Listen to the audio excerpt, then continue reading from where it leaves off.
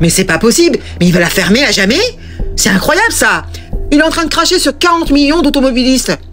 Monsieur n'est pas content. Je parle de qui? Macronus premier. Qu'est-ce qui nous sort? Qu'il faut remettre la ZFE?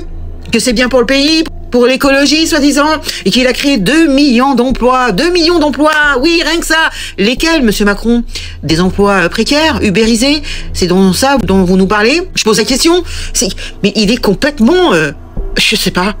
Il y a 40 millions d'automobilistes qui sont d'accord pour qu'on supprime cette ZFE, hein, cette mesure complètement à côté de la plaque, qui prive des gens d'aller travailler dans les centres-villes, d'aller à l'hôpital, d'emmener leurs enfants dans des activités extrascolaires.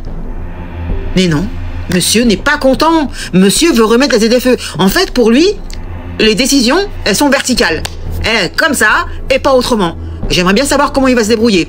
Il va contourner et l'Assemblée nationale et le Sénat.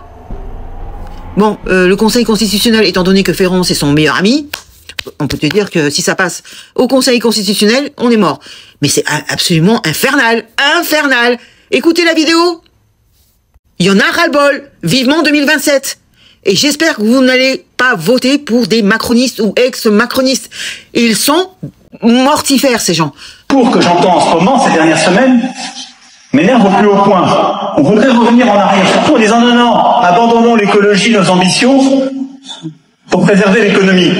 Faux. On peut créer des emplois, on en a créé 2 millions, plus de 2 millions ces dernières années, en multipliant par 4 nos baisses d'émissions. Donc il y a une politique écologique à la française. C'est celle simplement qui organise des filières industrielles et qui s'organise pour créer de l'emploi partout sur le territoire. Et c'est ce que vous avez fait. Donc faut pas revenir en arrière, faut pas détricoter ça. Simplement, il faut avoir de la constance, de la volonté et de l'investissement. Ok, donc t'as compris, pendant que tout le monde... Donc il nous a sorti cette dinguerie aujourd'hui, 4 juin 2025. Voilà. Il est content, il y a du monde, il a un auditoire, et vas-y, parle. Mais ils s'entendent pas parler ou quoi? C'est incroyable ça, de cracher sur les gens comme ça. En fait, c'est juste pour nous emmerder. Hein. Ils ne supportent pas les ruraux, les gens qui viennent de la campagne, hein. Les petites gens, comme ils les appellent. J'aimerais bien savoir comment ils nous appellent, parce qu'au Hollande, c'était les sans-dents.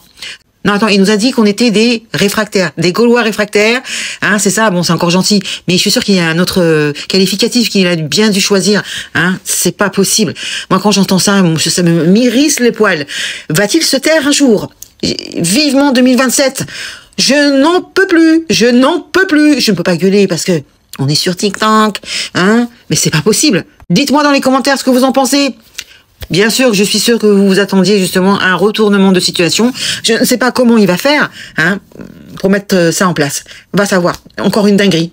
Encore une dinguerie. C'est incroyable. Tout ça parce que c'est l'Europe qui décide et comme c'est un soumis à l'Europe, hein, et ben voilà. Voilà. Je vous dis, il faut qu'on quitte cette Europe, Frexit. Il faut voter pour les gens qui veulent sortir de cette Europe. C'est eux qui nous mettent dans la panade. Vous le voyez pas ou quoi? Allez, dites-moi, lâchez-moi un commentaire. Je vous dis à très bientôt. Salut les gueux et les gueuses. Ciao.